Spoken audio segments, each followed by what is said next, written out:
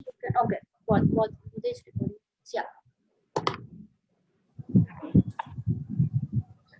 Hello, good evening, everyone. Thank you so much for joining us for the second in WRI India's series of book talks, which are discussions with the authors of new, relevant, and compelling new works related to the areas of we work on, which are broadly at the intersection of environment and development.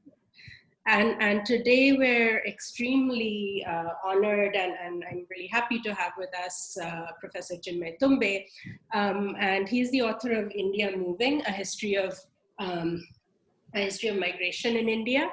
And this is one of those books that, one of those few books that can actually legitimately claim to be groundbreaking and pathbreaking, in that there really hasn't been this sort of, expansive, synthetic work on migration in India. And it touches on so many really important issues that I have found missing in a lot of the literature, the academic and scholarly and policy literature on urbanization, migration, and development. Those are issues of diversity and pluralism in India, the really the extensive variation that we have across the country, and the kind of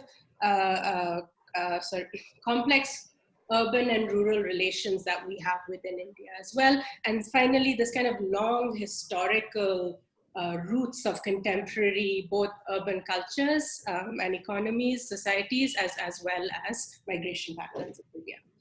So this will proceed. We'll have three broad sections. After this, I'm going to hand over to Dr. Tumbe, and he will speak for about 20 minutes about the book.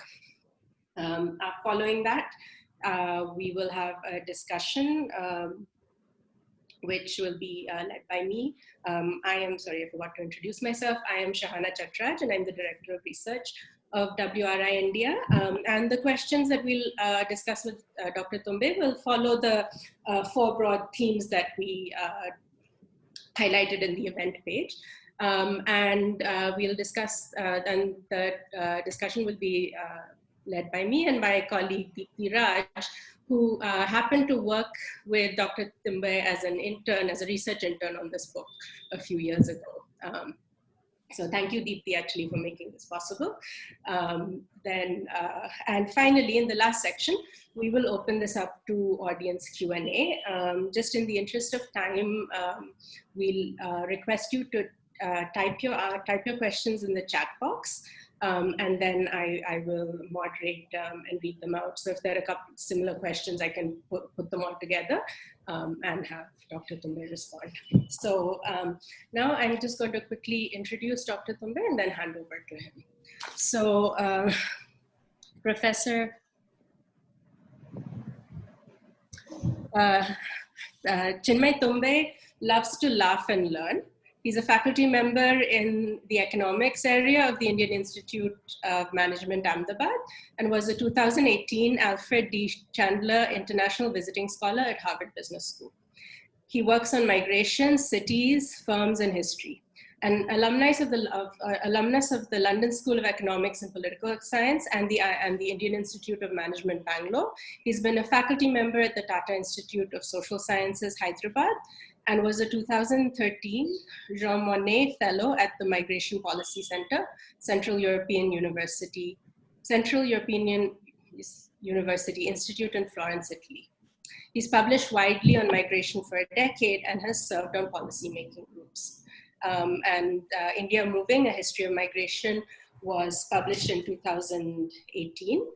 It is, for those of you who haven't read it, it's a wonderful book, and I think it's one of those rare academic works that not only should but will be read broadly, not just because it's topical, because it's so well written and it's so engaging. Thank you. So Chinmay, will you take over? Sure. Can you hear me? Yes. Yeah. Thanks for having me over. Just a brief context. I spent about 10 years doing research on migration and various aspects of migration, and the book sort of came out of that research. And one of the things I very quickly realized was many people in any discipline, we tend to work on a variety of aspects of on migration in particular, there are two clear divisions: people who work on internal migration, people who work on international migration. They rarely talk to each other.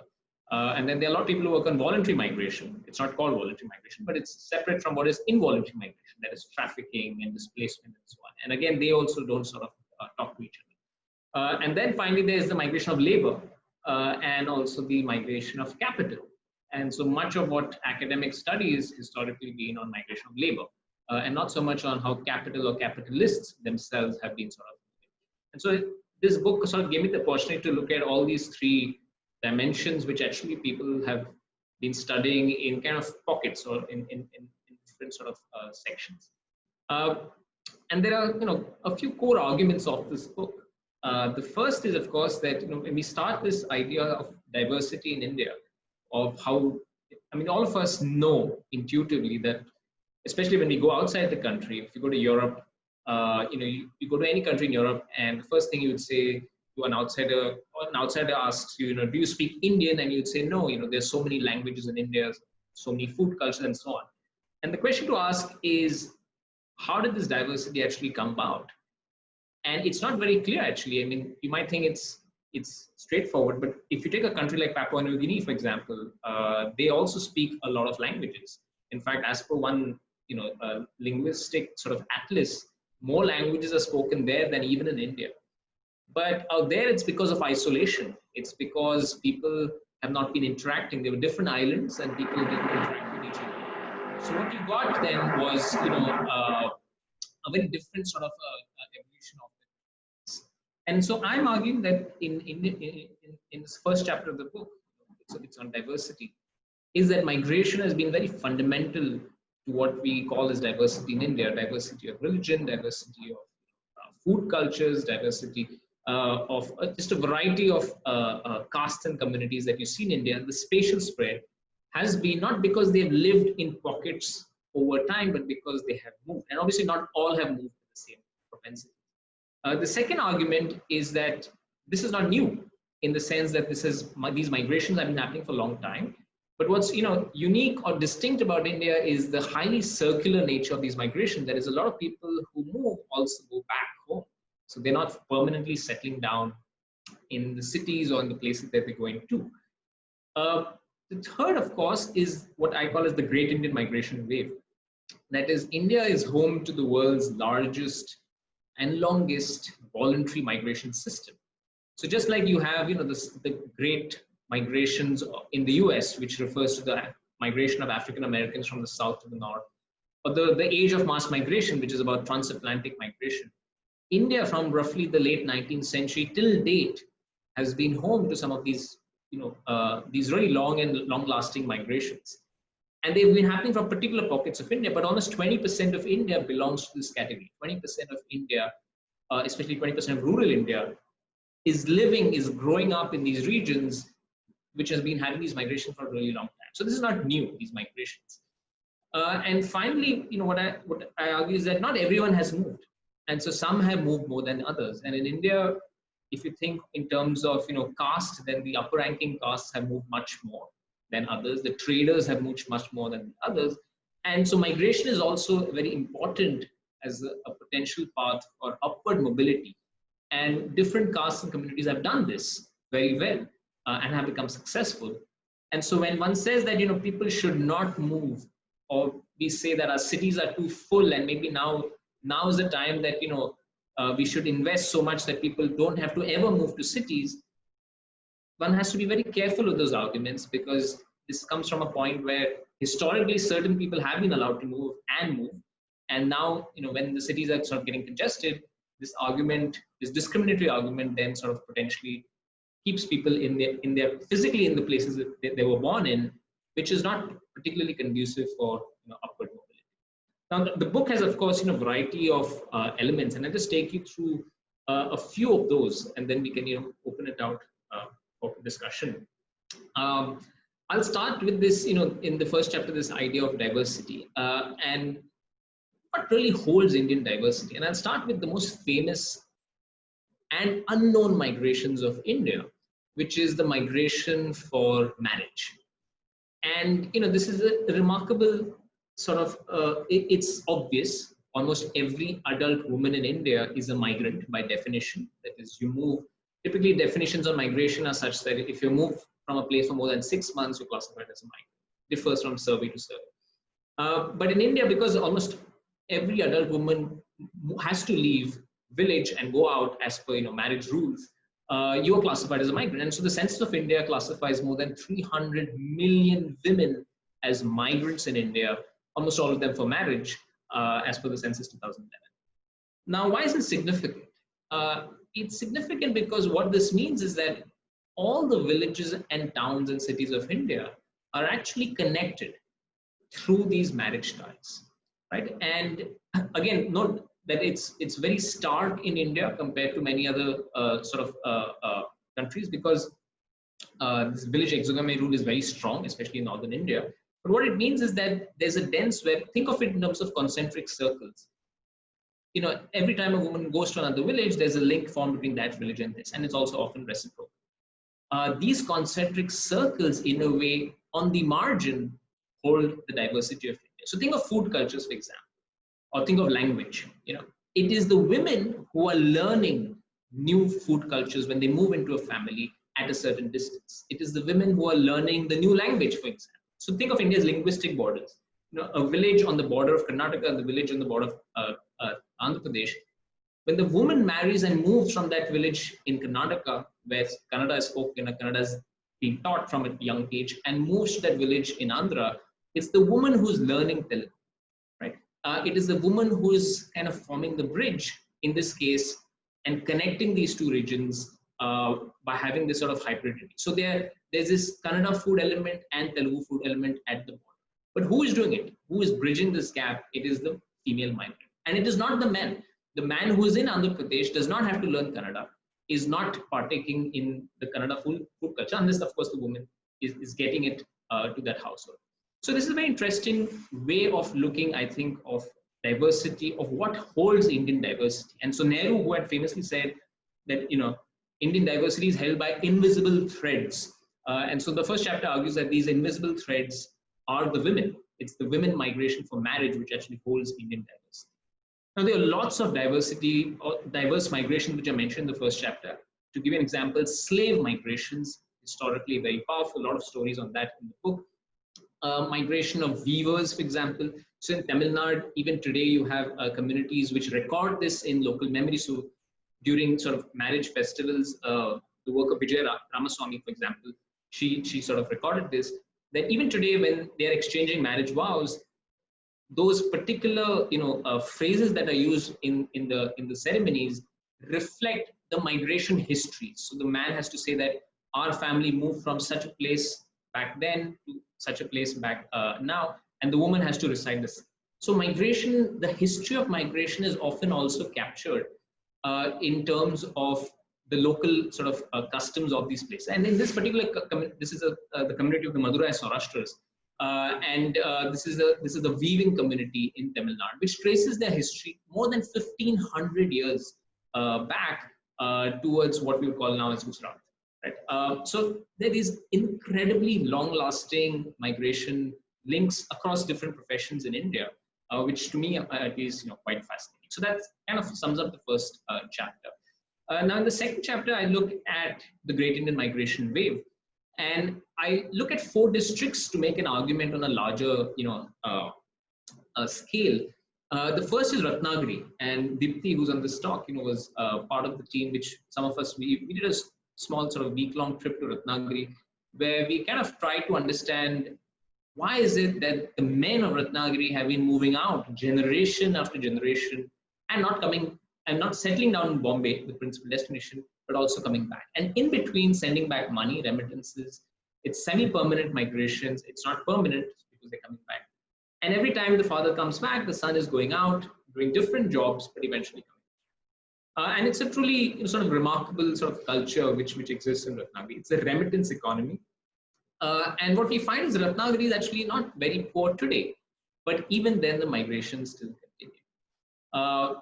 In Udupi, which is a district down south, I think you're probably aware of the South Indian Udupi restaurants, which is a part of the migration stream, by the way.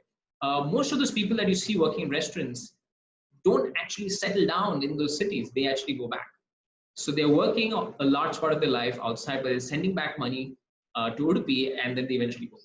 And so Udupi also is this place of what I call as the missing men district. So in India, we have missing women in Punjab, Haryana, because of variety of social norms. There are more men than women in very stark numbers. The sex ratio is something like 800, 850 females to 1,000 males. But in Udupi, Ratnagiri, the sex ratio is the flip. It's almost 1,100 females to 1,000 males because the men are outside. So this is what this missing men phenomenon is very integral to the Great Indian Migration wave. It's true also in Ganjam district in coastal Orissa, where 100 years back people are moving to Burma or Myanmar now in very large numbers, and today they are moving to Gujarat.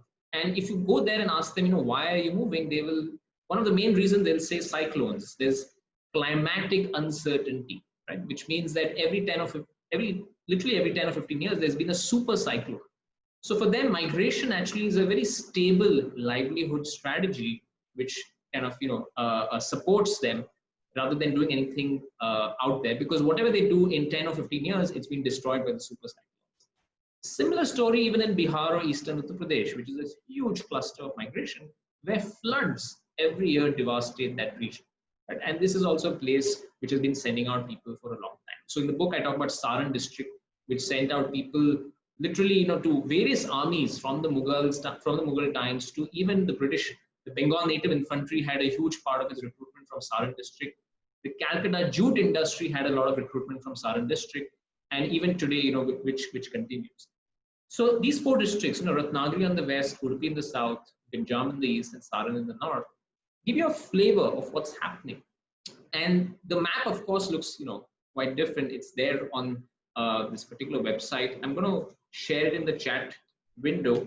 If you go on this website, you don't have to go to it now. It's a resource page on migration that I maintain, but it has a map. It has resources. It has a bibliography. It has a variety of things which capture some elements of migration. And what I'm arguing is that there's about 20% of India which has seen this male-dominated, semi-permanent, remittance-based migration for more than 100 years now. In some places, more than maybe even 200 years. So why? Why does this exist, and what does this matter for development? So the first thing is to say that a large part, some part of it is the destination region, some part of it is the source region. So destination means that often the destination is hostile, so you're not allowed to settle because you're not made to feel at home. Right? So for example, often our cities, the housing rents or the housing market is so expensive that people cannot even think of settling down there. Right? And so Ratnagiri, there's a saying that Jechi Kholi Teche Mumbai, which means basically whoever owns that house there in Mumbai can actually potentially live in that city. Otherwise, it's almost impossible. If you look at Kerala migrants who are today going large numbers to the Gulf, you cannot settle down in the Gulf. So that has a citizenship issue. So you cannot settle down, you cannot get citizenship, and that automatically conditions circular migration. So these are factors on the destination side which disallow people to settle down. But I believe the larger reason as to why migration is so circular, especially in North India, has to do more with gender norms and the norms on women to move, not for marriage, but for work. Right? Or another way to look at it is, many of the guys or the men who are coming to Delhi or Mumbai to work from Bihar, from Eastern UP, are married men. They, of course, many of them are unmarried, but many of them are married men whose wives are left back home. And the question to ask is why? And when you ask migrants themselves, they often put it down to culture. They say that it's not in our culture for the women to migrate outside. So there's particular roles embedded that the woman has to look after the family back home, that is the in-laws, and the land back home. Right? And so there are very stark sort of gender norms on migration, which condition migration for work. There are also caste-based restrictions. Right? And so historically, of course, the most famous restriction was on the Kala Pani. That is, you should not cross the seven seas of India, so to speak, because you will lose your caste upon return. Right? So this was a very strong notion. Even if you look at Gandhi's writings, he had to convince his family before going to England that he's not going to be an outcast when he comes back. It's a very, very strong notion. In my book, I even have an example from as recently as 10 years back, when the sort of temple priest fight took place in Udupi over this this idea of going outside India is considered to be taboo or not. So there have been many barriers to mobility as well, gender being one, but also caste rules. And oftentimes you had labor servitude or bondage, which means, or in the worst cases, slavery, which simply meant you could not move unless the owner sort of moved or took you along when the owner. As a result of which, this migration, this Great Indian Migration wave, is actually not dominated by the poorest of the poor, because you need some money to settle down in the destination. It is in fact dominated by more of the upper ranking castes. So if you look at the average village from Ganjam, it is not the poorest, it is not the lowest ranking castes who are sending people to Gujarat today. It is actually the upper caste, it is the middle caste of the village who are sending on. Right? There is, however, another kind of migration, which I call seasonal short-term migration, which is basically overrepresented in India, for example, by the scheduled castes, scheduled tribes, more concentrated in central India. Otherwise, the Great Indian Migration wave, the geography of it is such, it goes roughly from Ratnagiri to Kanyakumari on one side of the Western Ghats, takes a turn along Tamil Nadu coast, then there's coastal Andhra, coastal Orissa, and then there's eastern UP and Bihar, and then there's Rajasthan, and then there's the Himalayan economies of Jharkhand, Himalayan economies of Uttarakhand and Himachal Pradesh. But much of central India, the Deccan, is locked out of this Great Indian Migration. So if you want to understand migration patterns today, if you look at the COVID crisis and the migration crisis of this year, where were people going to? If you look at the Shramik train numbers, where were people going to? The bulk of them were trying to go to Orissa. The bulk of them were trying to go to UP. They were trying to go to Bihar. And all these are places of the Great Indian Migration. Right? The only recent entrant in this is West Bengal. Historically, people went to West Bengal. Today, more people are leaving that. Now, this geography, so what explains this geography? Why are people moving from some parts? And the first reason I'm going to argue is not poverty, right? Because if it was poverty, then you would not expect so much out-migration from Kerala. The paradox in India is that India's poorest part, which is Bihar, and richest part on many dimensions, which is Kerala, actually have the same rates of out-migration, right? And so if it was just about poverty, you would not get this phenomenon. Migration, the fundamental reason that drives rural to urban or rural out-migration in India is population density. For the simple reason that there's only that much that agriculture can absorb, and beyond that, what Lewis called, the surplus labor phenomenon, there's a natural push for people to go out. And so both Kerala and Bihar have exceptionally high rural population density, not urban population, but rural population density. So that explains why the coasts and the Gangetic plains have more out-migration than the Deccan Plateau. But it's not just that, it's also the networks. Because all these migrations take place through networks. And so these networks are very powerful to pull people to cities. And that is why the historic networks cultivated during the British times were very powerful.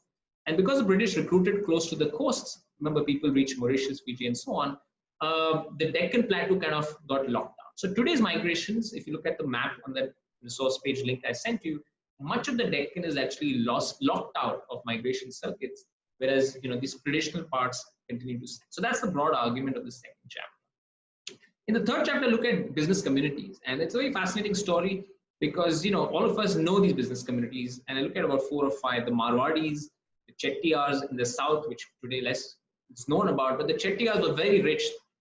They went to Burma, they went to Southeast Asia, and they were mainly into banking and money lending, but they had this very wide network, and they made a lot of money in that process. And they're only about 100,000 Chettiars, so really tiny community. The Marwadis itself is a very tiny community, but these migrations started in large numbers from roughly the 16th and 17th centuries.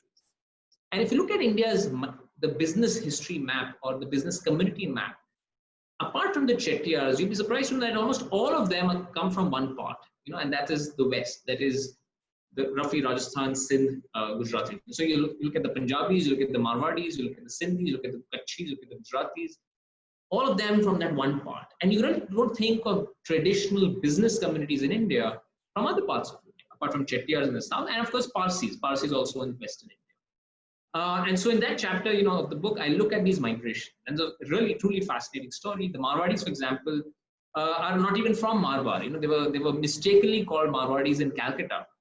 There's a large Marwadi population in Calcutta, but they were actually Shekhavatis. In Rajasthan, Marwar is on the left, that is on the west, and Shekhawat is in the north. And most Marwadis that you see outside India in business actually don't come from Marwar, they come from Shekhawat. And so it's actually a misnomer. But we stick on to this word called Marwadis. And Marwadis are very dominant. So almost 30 of the richest 100 Indians today are Marwadis. If you add up the Gujaratis, there are 20 more Gujarati, and Gujarati meant Gujarati Banya. So that's about 50% of India's rich leaders come from just these two communities, which are really tiny part of India. But there are studies which now show that in corporate India, for example, out of 1,000 largest companies in India, that's about 10,000 corporate directors, 45% of them, even today, are Banya, and another 45% are actually Brahmin. So 90% of India's corporate elite, 10,000 directors, come from these two communities. Now, is this a story of discrimination? Is this a story, what is this story? And in my book, I argue that this is migration. This is about how migration enables you to get opportunities, network, and then come up, right? And so a lot of these communities have stormed the world of business. No, the Brahmins were traditionally not so much in business, but they have stormed this world using education and migration networks. So the key out here, again, being migration networks. And I end that chapter by arguing that a lot of social groups in India who have been locked out of these migration networks, especially Dalits and Adivasis, have not really made it into business yet.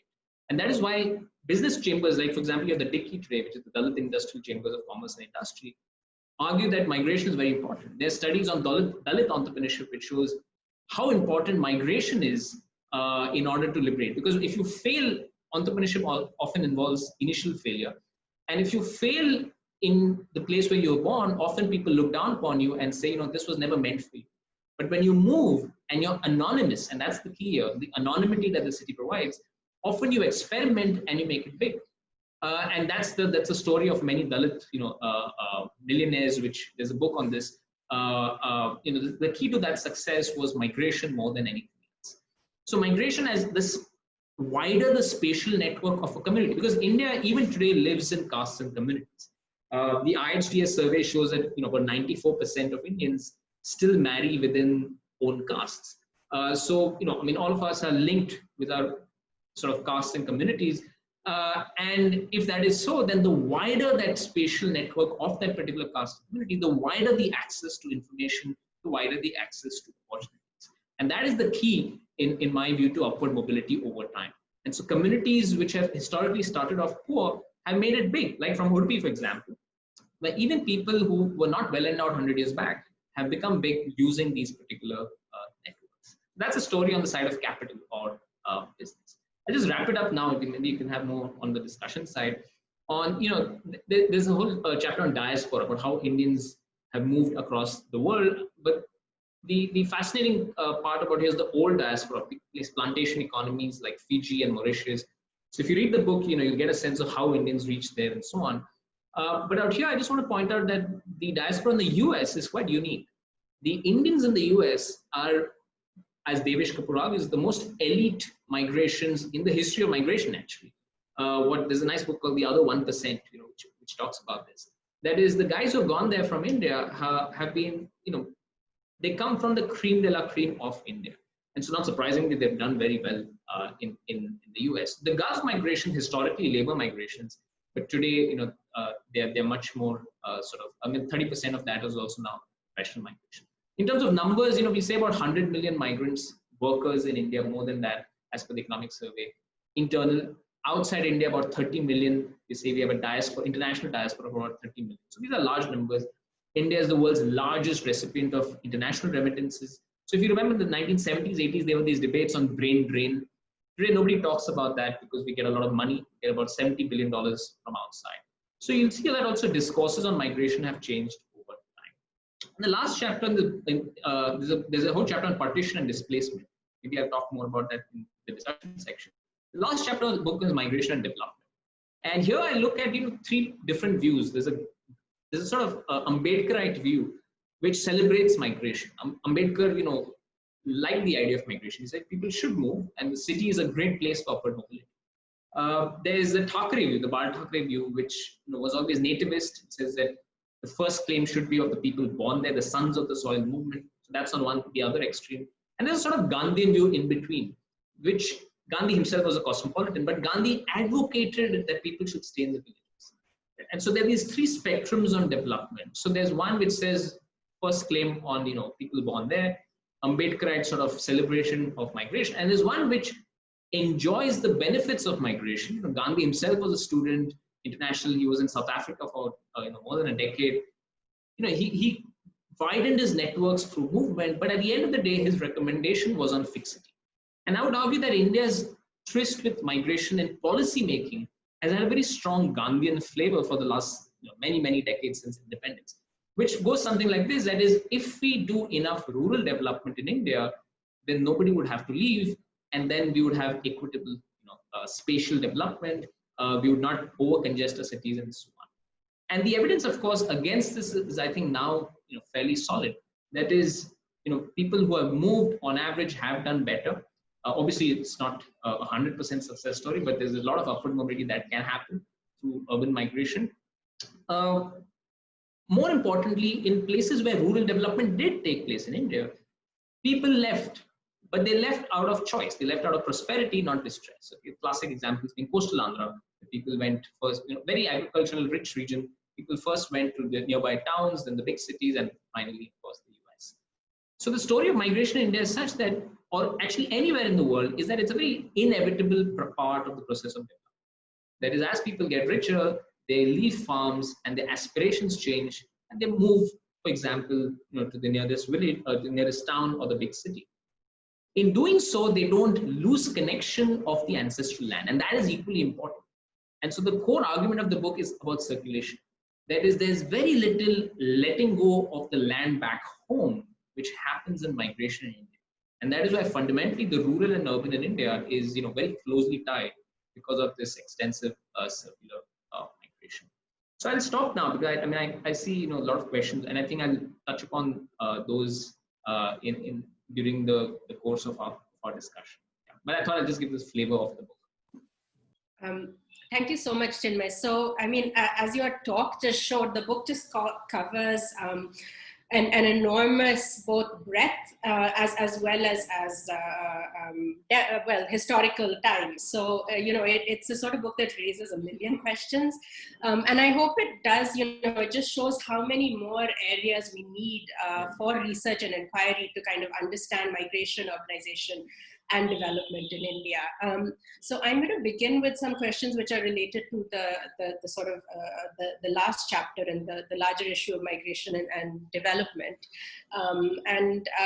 This is because when I started my PhD in research many years ago, that was in 2006, my initial proposal was to look at internal remittances and the link between that and rural development in India, right? Because classically we see it's a very foundational way of thinking about development, poverty, everything in India as well as just historically, globally, is this rural-urban divide and a particular kind of transition from a rural society to an urban society.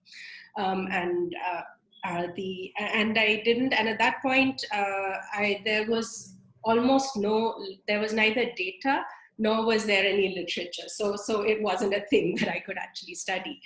So it's kind of great to see this out there, but in many ways our thinking has still not changed, including the discussions we see around the COVID thing. And what you've really highlighted is the enormous variation in these patterns of migration, but one very central aspect, which is the semi-permanent long-term migration, not usually amongst the poorest, nor the very richest, who are often able to establish themselves. And I think that is this kind of critical missing middle in our understanding of both migration, development, urbanization. So my question is, what are the ways in which we can kind of rethink this for the purposes of development, for understanding development, for policy, both like rural development as well as for urban policy? How can the lens of migration and the circulation rethink how we think of rural-urban divides and linkages within India? Yeah, I think one way is to, because I use those 4 district examples, just to see what happened to those districts. Because so one quick question is, one quick comment would be, does rural to urban circular migration work for the people who are doing it? Is this a good strategy and should be promoted? And of course, we have enough examples of both, of it working as well as not working. But I want to emphasize that India is a unique kind of laboratory for this, because you can see this happening over 100 years. So that's a long time to kind of work with. And so if those 4 districts, if I take, which is Ratnagiri, Udupi, Ganjam, and Saran, all of them with missing men. If you look at the sex ratios over 100 years, you will see a clear pattern of missing men. All of them with remittance economies. If you look at postal money order statistics, which go back to the 19th century, undisputably similar in terms of its migrations, but completely different today in terms of its development kind of standing. And more interestingly, in the late 19th century, they were pretty much equal. If you looked at literacy, if you looked at land holding structure, if you look at most development indicators. So here's an interesting case where you have 4 districts reasonably similar in the late 19th century. All of them have mass out migrations, long-term, semi-permanent, circular. And yet Udupi today is the number 1 out of these 4, followed by Ratnagiri, followed by Ganjam, and followed by Saran. Right? So Saran is still not as in this pecking order. Saran is better off than many places in Bihar, but in this pecking order. And so what's worked? And so what I argue is one of the things is, of course, what migrants have done themselves with the money. So there is, I'll come to this point about larger state capacity and so on. But in the case of Udupi, one of the things that the migrants did themselves was to ensure that every generation they invested in certain amount of education and so on, such that every generation came up. So the first generation, many of them came as laborers. By the next generation, there was some upward mobility. They were working in different lines. By the third generation, they were owning the restaurants, if you think of South Indian restaurants and so on. Right? And one of the reasons this was possible was in the city, they invested in education. So a lot of the young chaps who went, they would attend night schools, for example. So the night schools were organized by the migrants. They also had the advantage of the sector they were working in. So in terms of restaurants, they could live in the restaurant, so they could save on accommodation and so on. But there were a lot of things working for the migrants. And of course, Udupi itself as a district, which belongs to the larger southern Indian region, overall governance, if you look at state kind of rule in terms of law and order, in terms of the basic stuff that the state is supposed to ensure, work. So with this money, with the remittances, they actually did something with it. Even today, it's a remittance economy like Saran. But if you go to Udupi, it's one of the richest districts of India. And if you go to Saran, it's not. Right? So this relationship between migration or long-term circular migration and development hinges upon mainly what are migrants doing with the money. And hence, that's a role for policy making, how to nudge migrants to use their money more productively. But also a larger state level kind of focus, that is, if you invest in education and health, no, the critical thing here is that the migration have not stopped. And that tells you that it becomes a cultural aspect. So, I mean, you have these fantastic colleges today in Udupi, but people are still leaving, they're educating, they're leaving, and they eventually come back. They will retire, a lot of them will retire so one should not see investment in a particular place to necessarily curtail migration, but as long as every next generation of migration is going up the value chain, going up the skills ladder, I think that's a better way of looking at this connection between circularity and development. That is, the focus should not be on the migration numbers, but on the quality of migration. And so from Saran, even today, the quality of migration in terms of skills is not much of a difference since about 100 years back. And Ratnagiri and Ganjam are somewhere in between. So this is how I would look at it. That is, what the migrants do with the money is important, and what the overall sort of governance structure that is there in that particular region. Unfortunately, we know what happened in Bihar in the 1990s and roughly around that time, when governance really slipped, law and order collapsed, and that of course led to more migration, but a migration of a very different kind then, more of a distress level. So broadly, I see these, one like prosperity generated migration, one is distress linked migration. And in Udupi, you saw the prosperity linked migration over time, whereas in the other case, you did not necessarily see. So I would say, I look at this relationship in that is, don't see migration as a problem per se, but don't think that migration will also solve all your problems. So there's much more than just migration. So thank you. That was a really good answer, because I think it does give us a little bit more of ways in which we can analyze this longer term. And I think one thing was quite important, that was just the level of the role of local institutions as well, because even within these areas, it's very district based. And within districts, small tehsils, small villages. So it really points to this importance of local institutions, both in the receiving thing, but I think there's also a role, at least that has been my hypothesis in my work, at this in the receiving context as well. Like, there are probably certain cities and areas and modes and kinds of work to which the migrants do. For example, maybe it's factory work or something, or work in restaurants where they're really able to generate the sorts of resources that they can, go back in terms and make peasant capital, for instance, which is a different story in the South and maybe in Gujarat as opposed. So, that's, I think, something very important for us to look at in future research. My second question is related to, there's this massive variation in patterns, and I see echoes in terms of internal migration in other large countries. So the US, of course, is one. Brazil, Latin America is one, where they have, again, this informal urban migration. And then China is a more recent case. So there's some similarities and some differences. And I was wondering if you could reflect on what is it that is truly unique. So one of the things that the poorest don't migrate, I think that is true everywhere. This thing of sending, I think in some of the Mexican and Latin American migration to the US, there's a similar link with community groups within cities sending back and influencing development patterns in their hometowns and districts.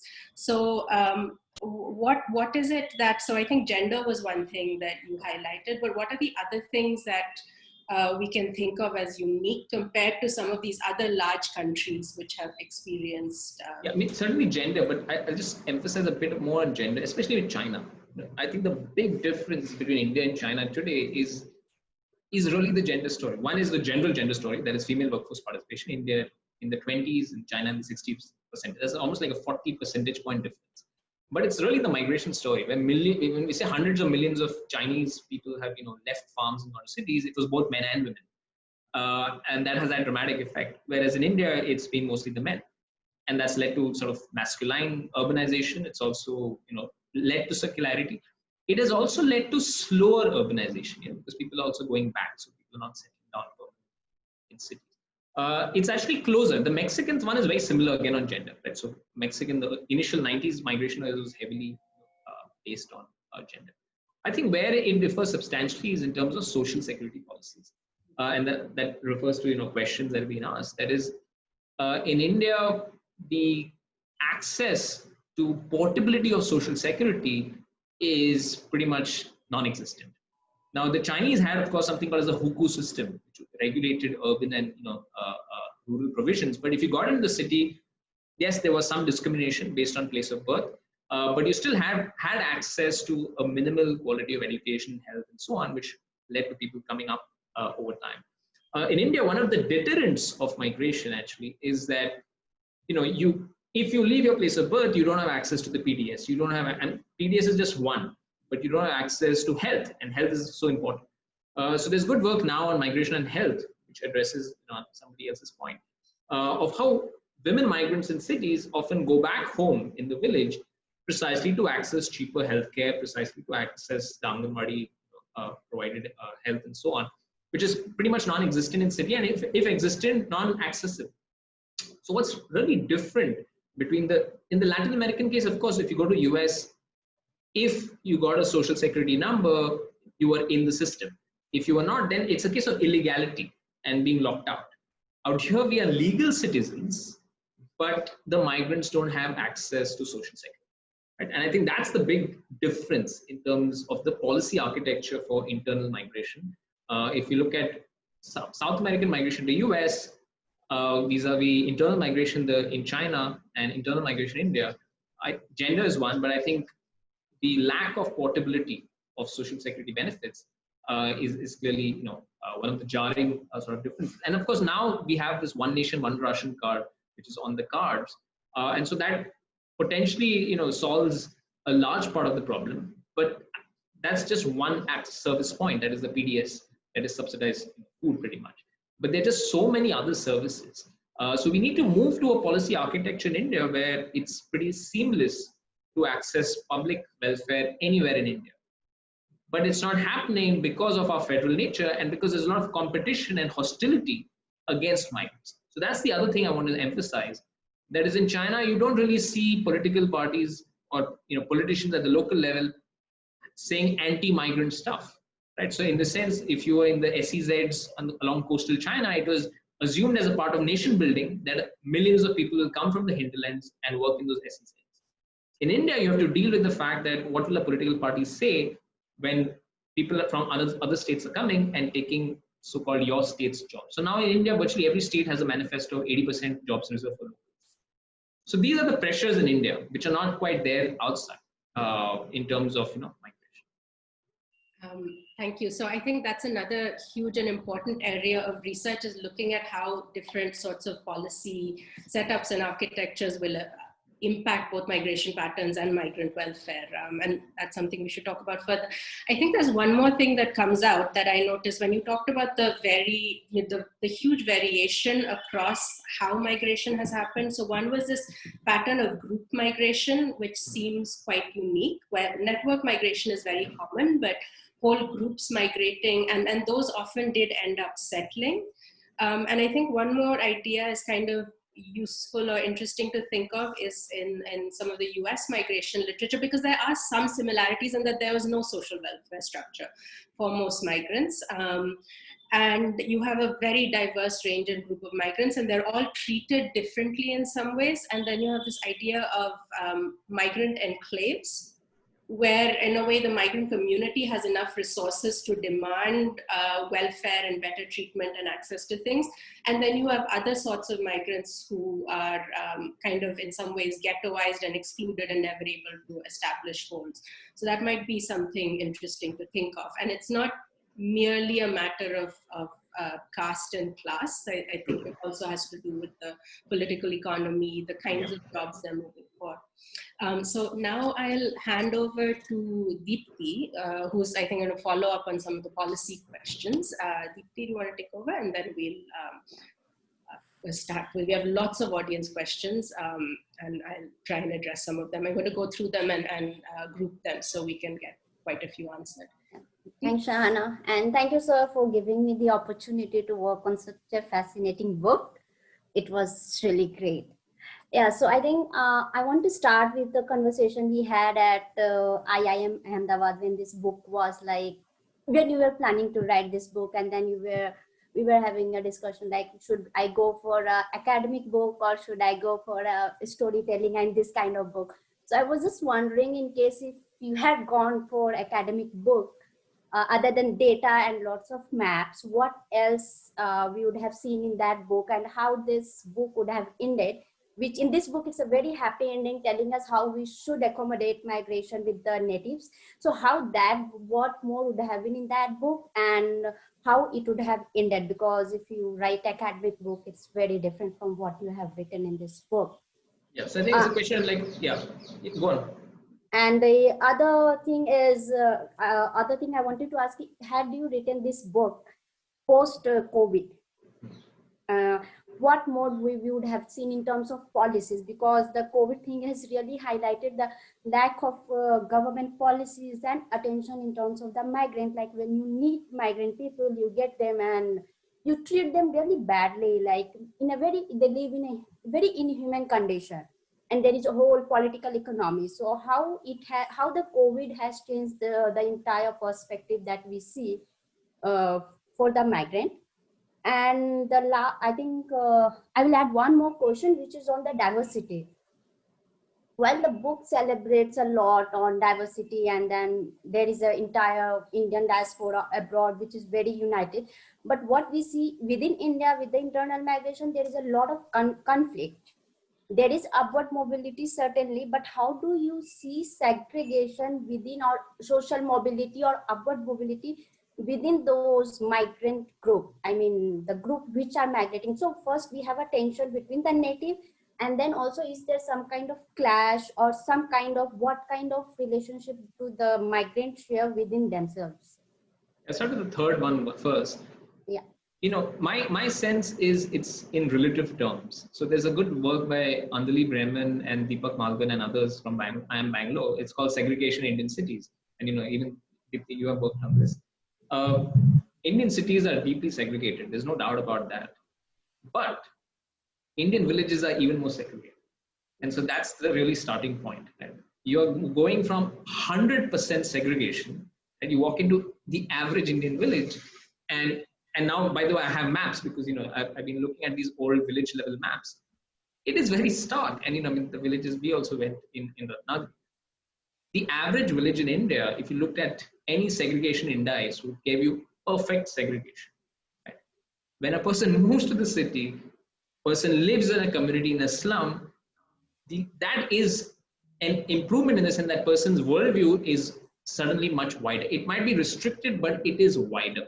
So that's the first comment, and that's I think what Ambedkar was kind of alluding to, saying that look, anything is better than this.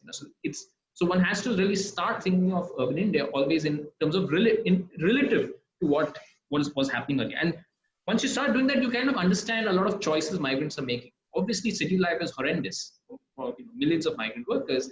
But on many dimensions, the book also accounts this, it is still better than what people are facing back.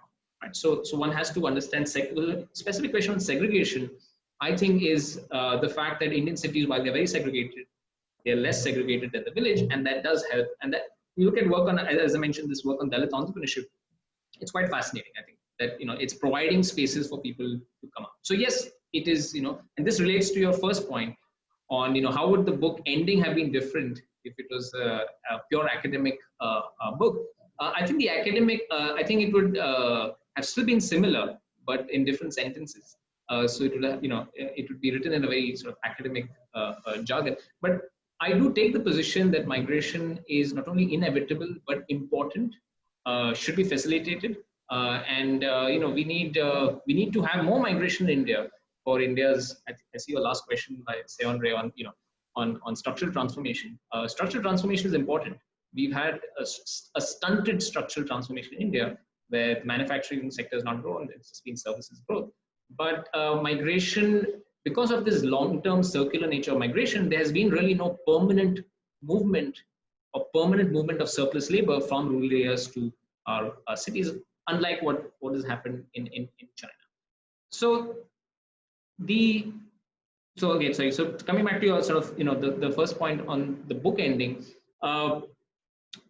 I would take the same position. That is, we have to start celebrating migration. And one of the reasons I'm saying this is because in India we are very skeptical of migration. We often say that my viewpoint. While I'm aware of all the pitfalls of migration, all the crazy things that migrants have to go through, best exemplified in this year's migration crisis. One of the reasons the book has also been written is to dispel some of the myths that nothing happens. I mean, if nothing happened in the Gulf, there's also media bias. What you hear about the Gulf, for example, in India, is about the horrendous labor conditions, etc., etc. Right? You would not have the case of 7 million Indians out there in the Gulf if there was no upward mobility. It's as simple as that. People are making choices, and note, they're leaving God's own country, Kerala, to go to the Gulf. Right? I mean, why would people do this? Is because they're making certain choices, within particular strategies, and they think 5 years in the Gulf is worth it. 5-10 years in the Gulf is worth it. Just like the person from Bihar who's going to Delhi thinks that. By the way, a lot of people from Bihar are now going to the Gulf. Right? So that's a new connection which has been formed. In terms of writing the book, I should mention it's been a very liberating form to write in. Right? So as an academic, I write papers, and then this book happened. So if there are academics out there, I would definitely encourage you to write for a slightly wider audience. Obviously, it's only a slightly wider audience because very few people read English anyways in India. But your second question, what is that on?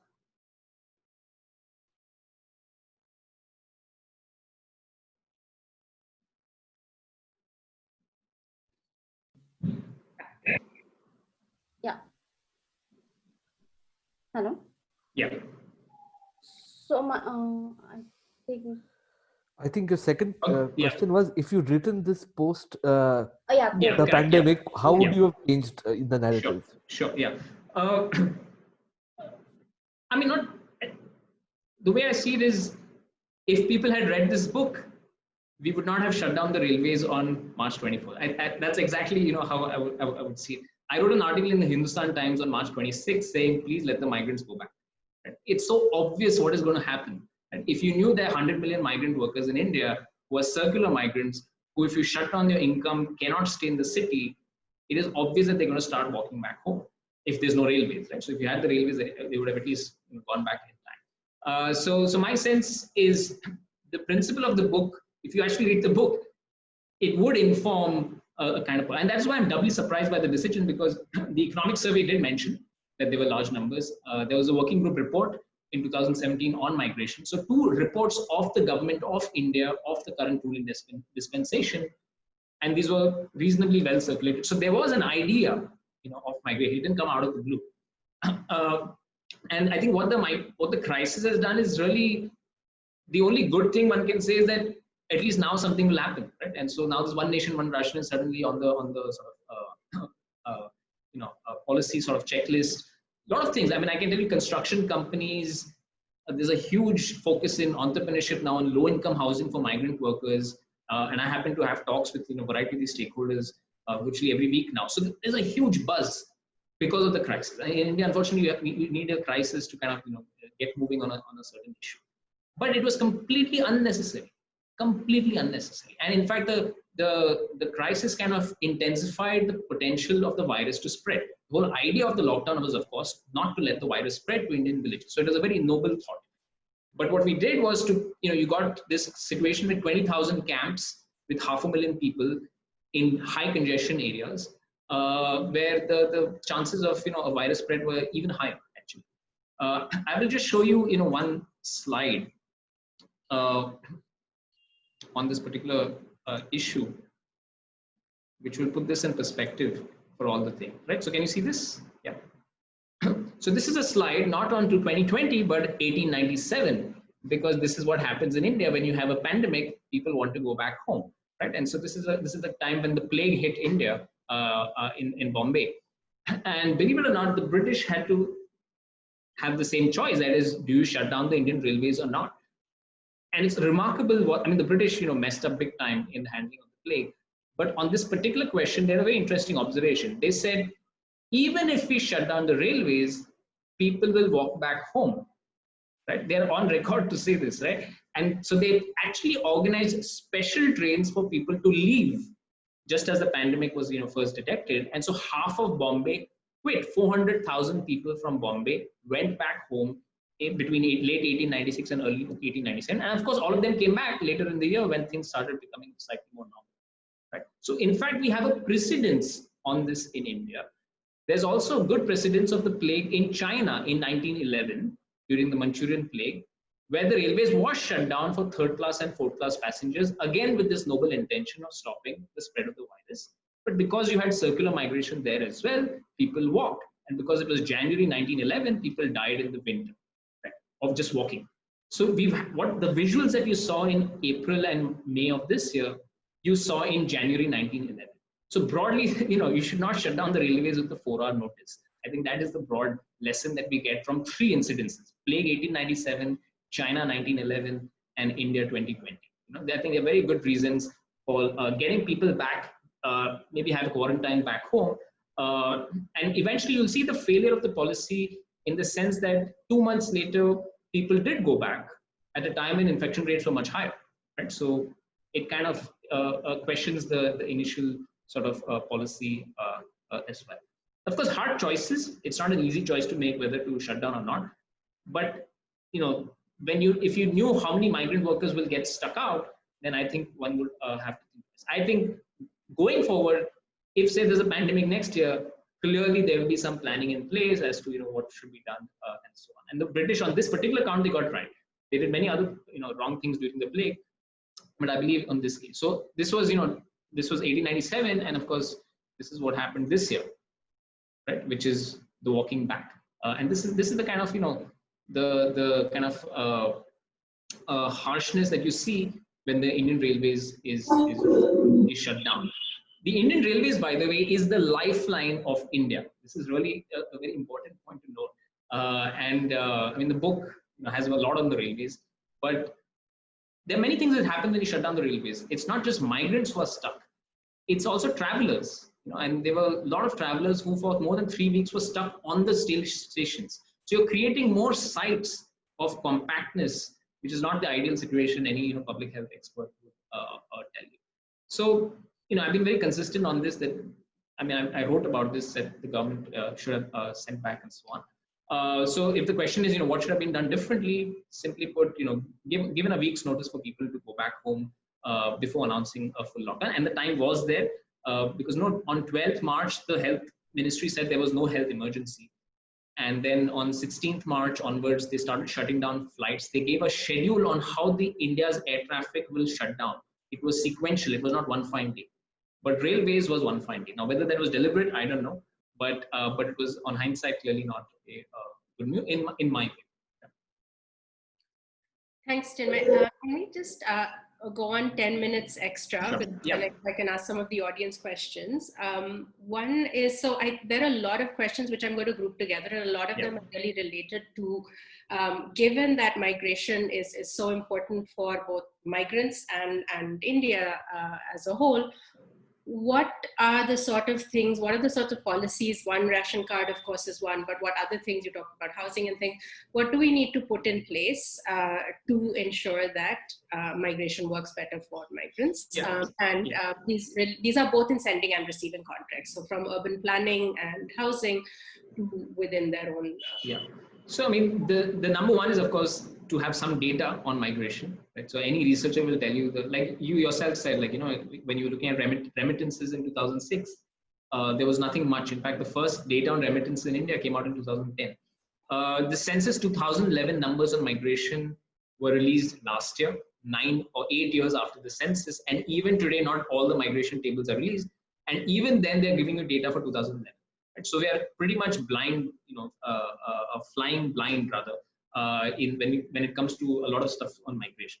So first would be that the census should release the migration data just like the primary census abstract, that is within a few months of collection. That would actually help urban planning in 2021, 2022, and so on. More frequent surveys and so on. So once you have some better information, then of course, urban planning. Urban planning otherwise is going to be quite ineffective. But I think in housing, a big issue is about India's housing policies, which have historically been dominated in terms of promoting ownership housing, whereas the dominant need of migrants is for rental housing. So that really is a big policy switch. And till date, I think there's a draft rental housing plan in India, but I don't think there's actually a policy on housing. But this crisis has definitely opened up new spaces, and I think new firms are going to come in and try and provide low-cost housing for migrant workers. So that's a huge space to fill in. We've talked about portability of social security, but I'll just say that one nation, one ration is very limited. There are many other social services, and I would say especially health. We have to move the system where you can access affordable healthcare pretty much anywhere. So just to follow up, there is, there is a lot of evidence that Kerala has far better policies for migrants, right? Data is one part of the story, but there's many other elements. So, what are the elements of this Kerala model, and could it actually be adapted to other contexts? So Kerala is a very interesting place because a lot of people leave Kerala and a lot of people now go to Kerala, right? So it's this nobody really knows who's there in Kerala because the Keralites themselves are out, and a lot, obviously not all, but I think something like a fifth of the labor force is outside, and now there are almost 2 million people working in Kerala from North India. The Kerala model is interesting because I'm talking about Kerala model of migrant welfare. It's not anything specific to migrant. They have generally been, pro-labor on a variety of things. But I should just say that in the worldview of migrants, when you ask migrants who have worked in different places of India, they will tell you that Kerala was fantastic to work in.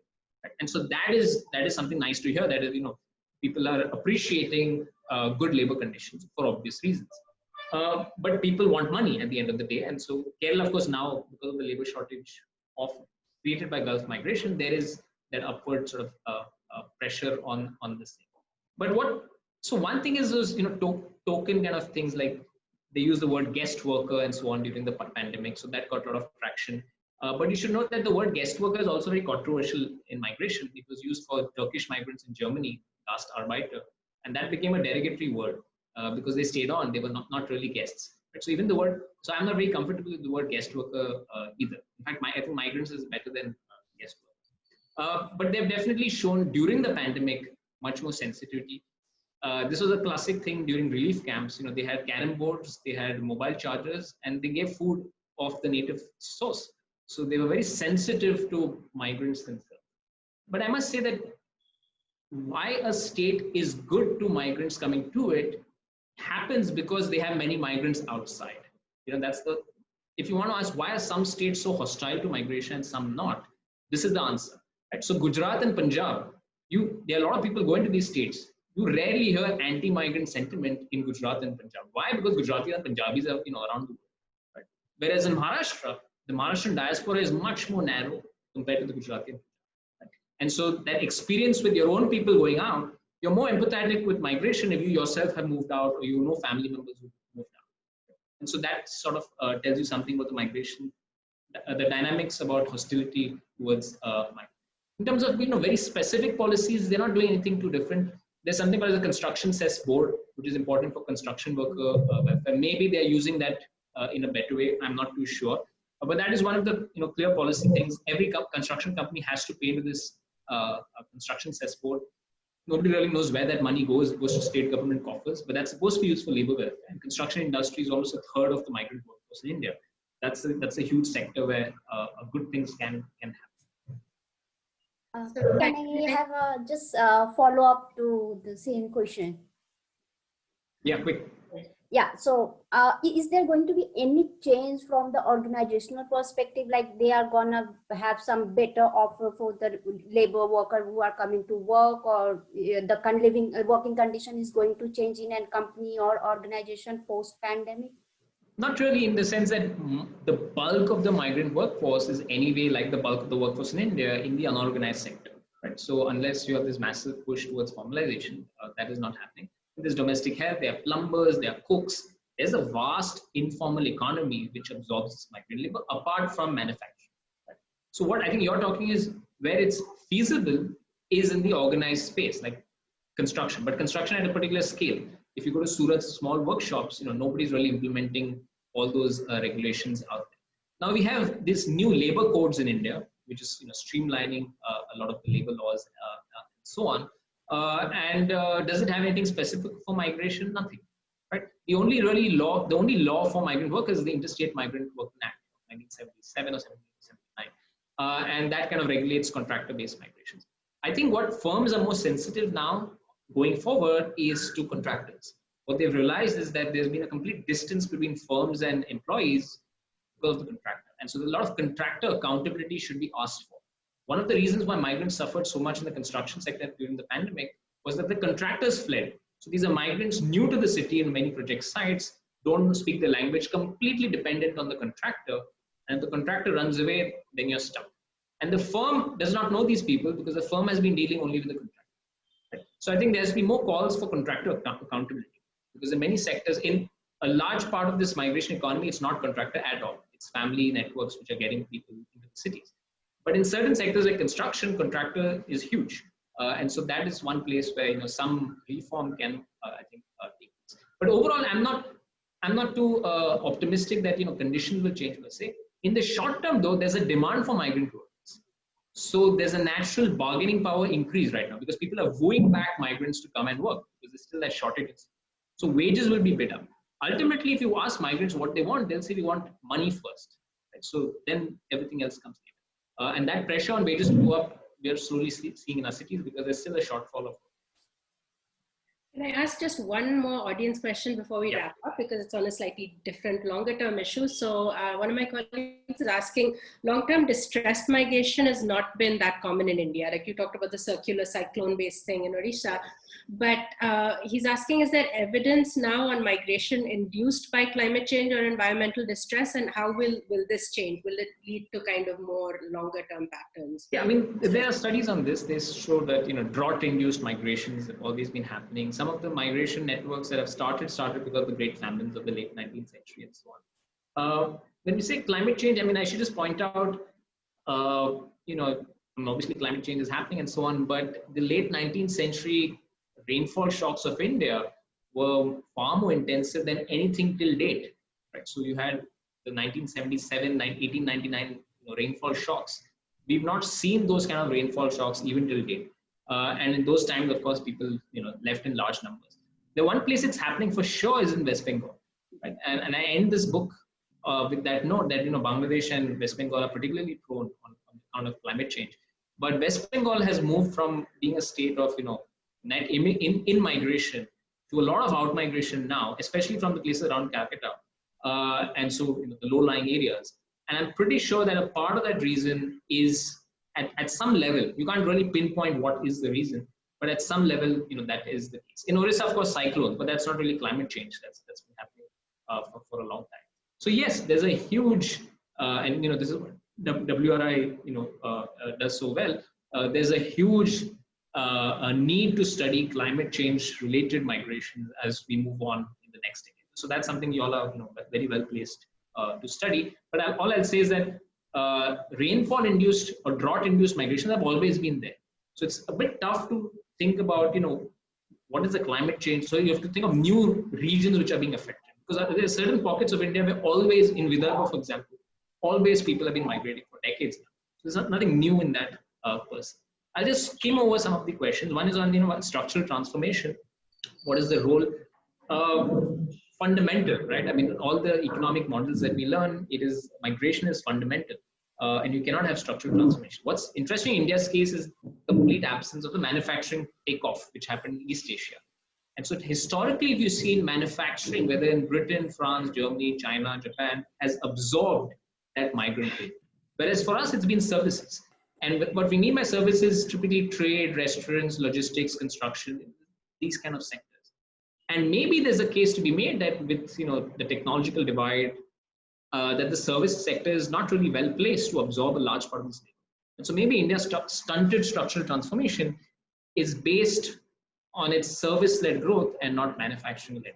And so maybe that's one of the reasons why migration has not been an engine as it has been in China. But that's a general hypothesis. But of course, very central to structural transformation. And it's surprising how less economists have actually studied this, because you would think that structural transformation being so central for economists to understand circular migration and how that affects structural transformation. Because if you're not having the permanent release from rural areas, which is India's story, then you're not going to get structural transformation. And I think that is really the connection. There's some stuff on women workers. I mentioned a lot of work migration is male dominated. There are, of course, single women migration, which I also write in my book, a lot from Chhattisgarh, for example. And I think that's a growing trend for sure, especially women's migration for education. That's picked up substantially. So the census numbers clearly show that, 2011 census. And so that's a big part. So the Delhi question, the last one, not all states do this. You can't access health facilities everywhere. And note that most people, it's pertinent to point out, the private hospitals and government hospitals. And so government hospitals, and there's a third element, that is the Anganwadi, which is the principal health institution that a lot of female migrants have been exposed to in the source region. Right? So there's also this kind of intimidation to go into a large hospital when you come to the big city, because you've been exposed to a very different kind of a health service back. That is why there's a good study on Ahmedabad now, which shows a lot of reasons why women prefer to access health services back home, which is a village, than the city. So I think, but that's also very interesting, line of research to pursue. Thank you so much, Chinmay. We've come to the end of this session. This was an absolutely rich discussion, many ideas for research going forward. I hope we can continue to connect again on some of the common areas with WRI's programs. Thank you all for your great questions. I think we managed to address a lot more than I thought we would, and the recording is going to be available for everyone on WRI's website. Thanks a lot. Bye. Yeah. Bye.